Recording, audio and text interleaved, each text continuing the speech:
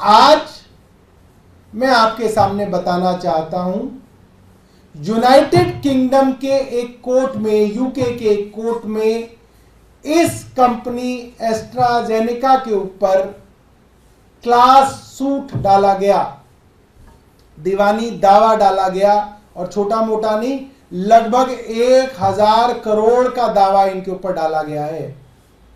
किन्होंने डाला है? उन नागरिकों ने डाला है जिनको इस वैक्सीन के बाद जिनके घर वालों की मृत्यु हो गई या वो गंभीर रूप से बीमार हो गए। और 2 दिन पहले यूके की कोर्ट के अंदर एस्ट्राजेनेका ने ये बात कबूली है कोर्ट में कि इनकी जो ये वैक्सीन थी, जो हूबहू वैक्सीन भारत के अंदर serum institute of India SII आधार पूनावाला की जो कंपनी बताई जाती थी, जिसकी कोविशील्ड नाम से वैक्सीन देश के अंदर करोड़ों लोगों को दी गई, भारत सरकार द्वारा प्रमोट की गई, भारत सरकार द्वारा, उस वैक्सीन के बारे में एस्ट्राजेनेका ने कोर्ट में कहा कि इस वैक्सीन के रेयर साइड इफेक्ट्स हैं।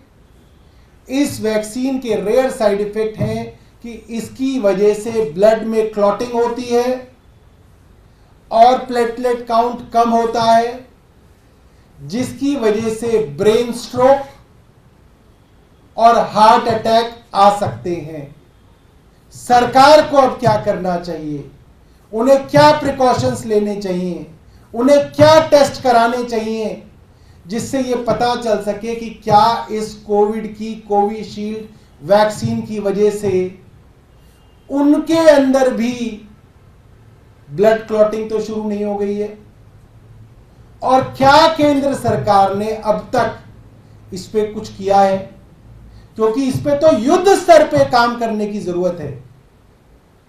युद्ध स्तर पे केंद्र सरकार को एस्ट्राजेनेका से बात करनी पड़ेगी, साइंटिस्ट से, डॉक्टर से, कार्डियोलॉजिस्ट से बात करनी पड़ेगी, पता करना पड़ेगा कि कैसे वार्निंग साइंस हम अपने घर के बच्चों में देख सकते हैं, सिम्टम्स हम अपने घर के परिवार के बच्चों में 40 साल के, 50 साल के ब्रेड अर्नर्स के अंदर जो पूरे घर को चलाते हैं उनमें देख सकते हैं।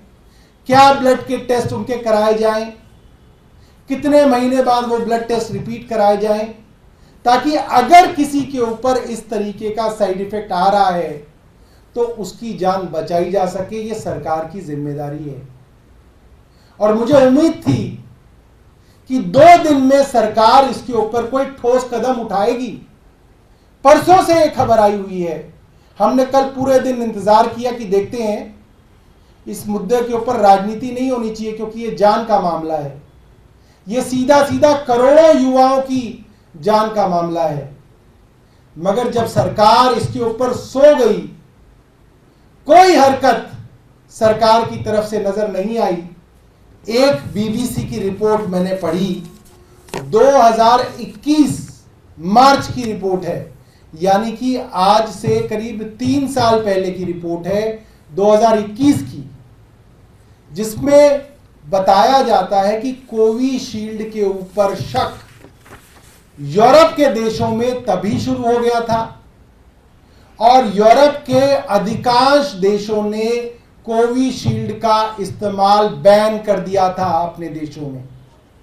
याद रखिएगा, मैं आपको 2021 की बात बता रहा हूं।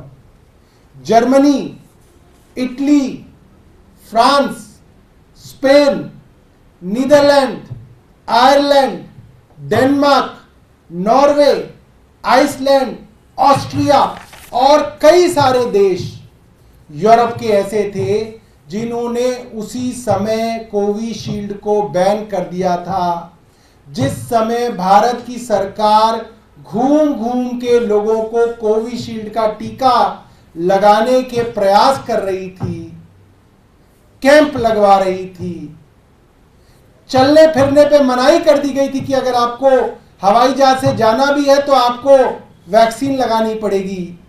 अगर आपको यहां जाना है तो आपको वैक्सीन लगानी पड़ेगी। अगर आपको अस्पताल जाना है तो आपको वैक्सीन लगानी पड़ेगी। हर जगह वैक्सीन का एक डोरवे बना दिया गया था, थ्रेशोल्ड बना दिया गया था कि वैक्सीन लगेगी तो ही आप ये काम कर सकते हैं। ऐसे कई जरूरी कामों के ऊपर वैक्सीन की कंडीशन लगाई गई थी। उस समय जिस समय यूरोप के बड़े बड़े देशों ने कोविशील्ड के इस्तेमाल को बैन कर दिया था, बड़े सवाल हैं भारत की केंद्र सरकार के सामने। उन सवालों का जवाब 2021 से 2024 तक नहीं दिया गया, मगर अब जब खुद एस्ट्राजेनेका ने कोर्ट में मान लिया कि उनकी वैक्सीन के साइड इफेक्ट से हार्ट अटैक्स, ब्रेन स्ट्रोक आदि की घटनाएं रेयर केसेस में हो सकती हैं, तो भी केंद्र सरकार चुप बैठी है, नहीं बता रही कि उनका अब देश के लोगों को बचाए रखने का क्या प्लान है।